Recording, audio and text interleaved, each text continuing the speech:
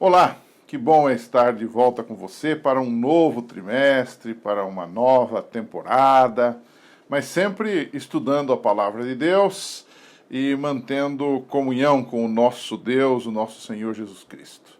Que bom é estar de volta. Este trimestre nós vamos tratar de um tema bastante relevante que tem a ver com a assistência social, com amor, com o trabalho comunitário, com aquilo que nós fazemos em favor do nosso próximo.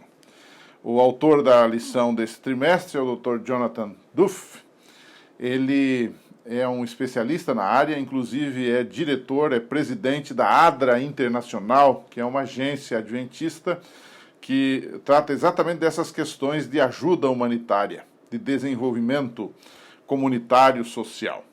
E nesse trimestre nós vamos estar abordando o que a Bíblia ensina sobre ajuda ao próximo e como nós nos inserimos, como nós nos relacionamos como cristãos com este assunto.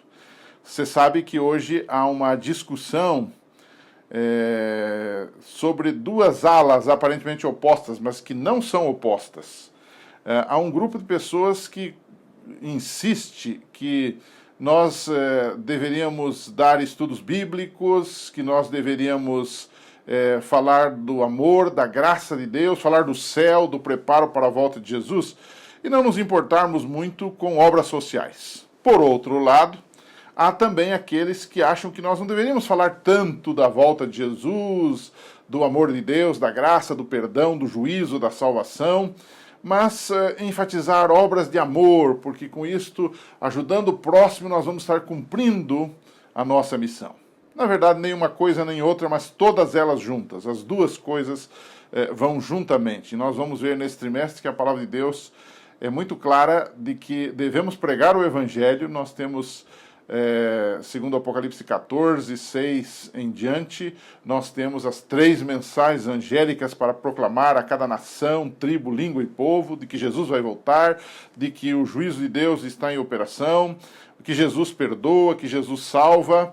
Mas, ao fazermos isto, precisamos dispensar amor ao nosso irmão, ao nosso próximo, àqueles que, de fato, precisam de nós. Isto vai abrir uma avenida na mente dessas pessoas para que também ouçam e aceitem o evangelho transformador do Senhor Jesus Cristo. Então, esse será o tema desse trimestre. E a primeira lição fala exatamente da questão teológica, da base teológica do que vai ser discutido. O título da lição é Deus criou. E eu colocaria assim, 3 pontos para você pensar na lição desta semana.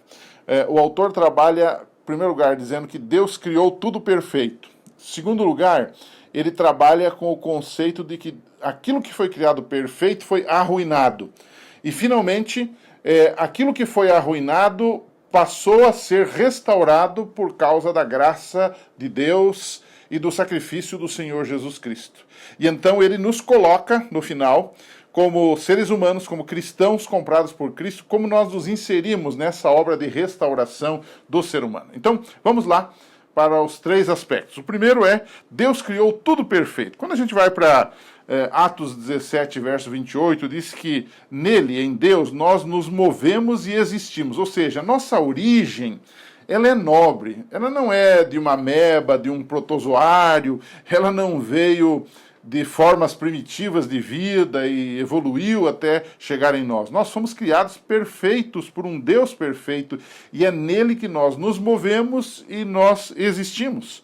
Quando você vai para Gênesis, por exemplo, capítulo 2, verso 7, ele detalha esta criação, dizendo que nós fomos criados do barro, da terra, mas que Deus soprou dentro de nós um princípio de vida que era dele mesmo. Então, Gênesis 2,7 retrata a criação do homem.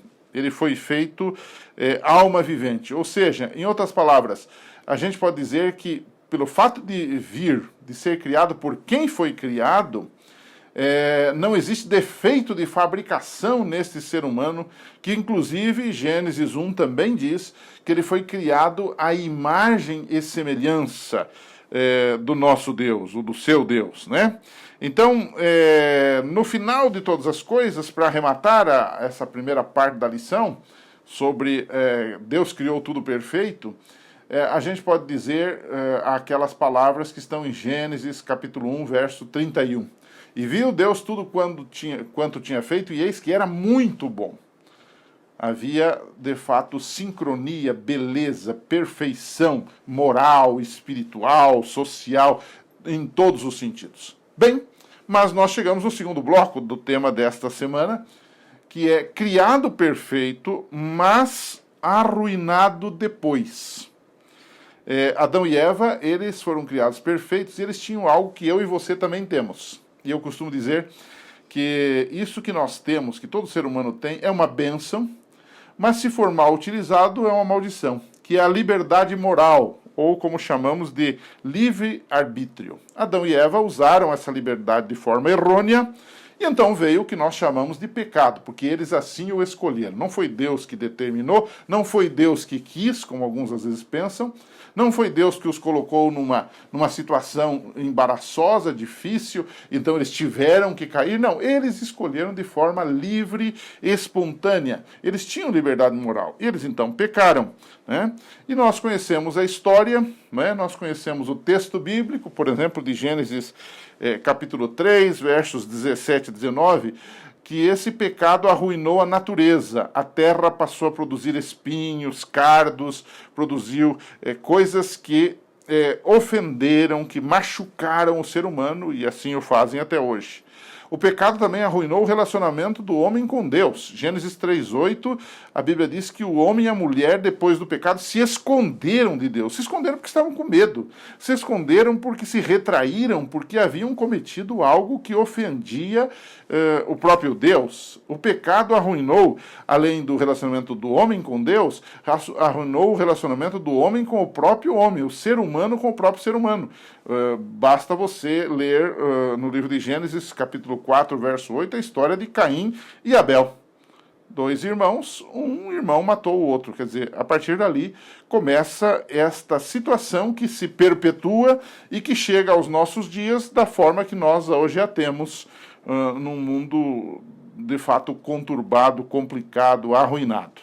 Bem, mas o terceiro bloco e último da lição dessa semana é arruinado, um mundo arruinado, mas restaurado. Por quê? O mesmo capítulo de Gênesis, que é o capítulo 3, que retrata a ruína, a decadência, o pecado, nesse mesmo capítulo está a promessa de Deus de uma restauração através de Jesus Cristo, seu Filho.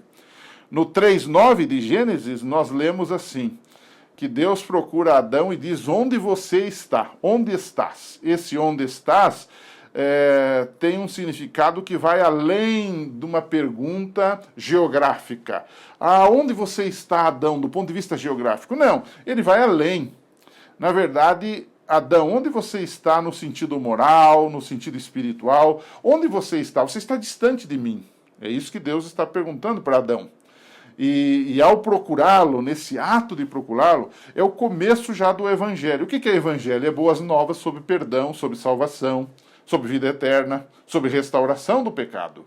Então, Deus já começa no capítulo 3, que narra a queda, que narra a ruína, já começa a proclamar e oferecer a restauração.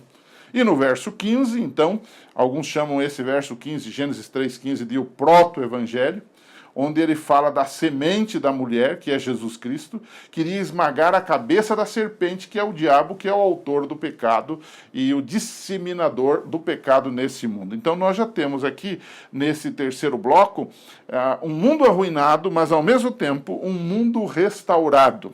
Então, quando analisamos um pouco mais este assunto, aí nós temos um elemento que o autor da nossa lição colocou muito bem e que vai, de fato, nortear todo o nosso estudo no decorrer desse trimestre, é que nesse processo que Deus começou de restauração, de salvação do homem da ruína e do pecado, Deus colocou como parte desse processo você e eu, o ser humano.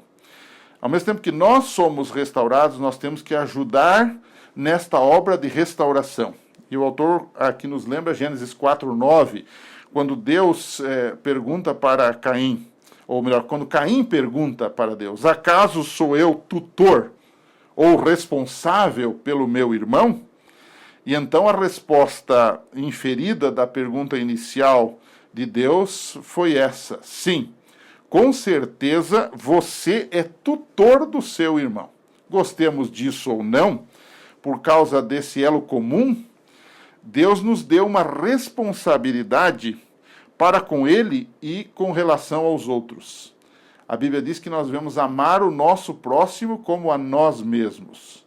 Ou seja, dentro desse processo de restauração, de soerguimento da humanidade, entro eu e entra você como cristãos. Nós recebemos de Deus e precisamos agora retribuir isso também.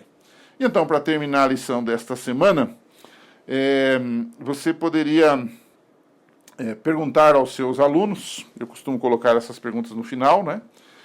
Fazer um resumo. O que vocês entenderam da lição desta semana? É a primeira pergunta, e logicamente cada um vai dar a sua opinião.